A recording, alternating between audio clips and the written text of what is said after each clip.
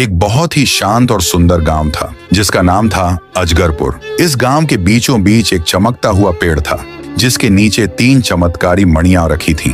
इन मणियों में इतनी शक्ति थी कि यह गांव को हर बीमारी से बचा सकती थी। गांव के 2 सबसे बहादुर योद्धा राय स्टार और अमित भाई इन मणियों की रक्षा करते थे। राय स्टार अपनी ताकत के लिए जाना जाता था और अमित भाई अपनी बुद्धिमानी के लिए। पास के ही जंगल में एक लालची डकैत व्हाइट 444 रहता था जिसकी बुरी नजर इन मणियों पर थी। वह जानता था कि राय स्टार और अमित भाई की मौजूदगी में मणियां चुराना आसान नहीं है, इसलिए उसने एक शैतानी योजना बनाई। एक दिन उसने गांव के कुछ बच्चों को अगवा कर लिया और गांव वालों को संदेश भेजा कि अगर वे बच्चों को वापस चाहते हैं तो उन्हें राय स्टार और अमित भाई को उसके पास भेजना होगा। बच्चों की जान खतरे में देखकर राय स्टार ने अमित भाई से कहा, तुम मणियों की रक्षा करो, मैं जाकर बच्चों को व्हाइट 444 से छुड़ाता हूँ।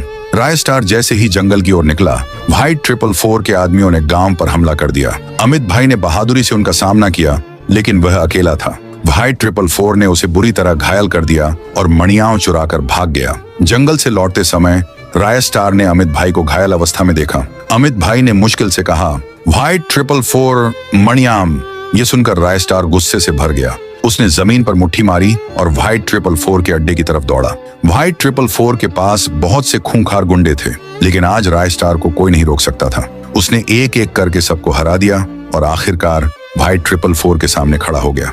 राय स्टार ने कहा, तूने मेरे दोस्त को चोट पहुंचाई और हमारे गांव की सबसे पवित्र चीज चुराई है। अब इसका नतीजा भुगतने के लिए तैयार हो जा। दोनों के बीच एक भयंकर लड़ाई हुई, जिसके बाद व्हाइट 444 हार गया और राय स्टार ने मणियां वापस ले ली। बाद में राय स्टार और अमित भाई ने मिलकर बच्चों को भी सुरक्षित वापस लाया। इस तरह अजगरपुर हमेशा के लिए सुरक्षित हो गया और गांव में फिर से शांति लौट आई।